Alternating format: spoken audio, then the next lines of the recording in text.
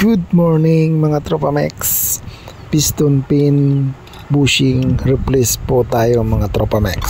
At dahil wala naman po tayong press, palo-palo na lang po ang discarding ginawa natin dyan sa pagtanggal po ng bushing sa Conrad. Sakit lang po yung ginawa nating pang tanggal dyan mga tropa, dahil hindi pa po natin nahalongkat yung mga pangtanggal natin.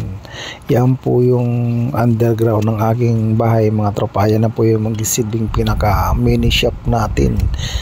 Kita nyo naman mga tropa, napakaliit. Yan na po yung madalas nyong makikita sa ating mga video mga Tropa Mex. At sa pagpasok naman ng bushing mga Tropa Mex, itatapat lang po natin yung butas ng bushing sa kanyang butas din ng Conrad. Yun, palo-palo din ang ginawa natin dyan. Meron lang tayong plate na bakal para po maipasok natin yung kanyang bushing mga Tropa Mex.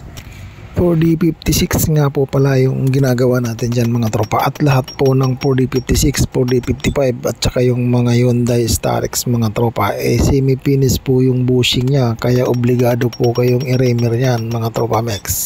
Kaya nung matapos natin ipasok yung apat na bushing, remer na po natin yan, gaya po ng inyong nakikita.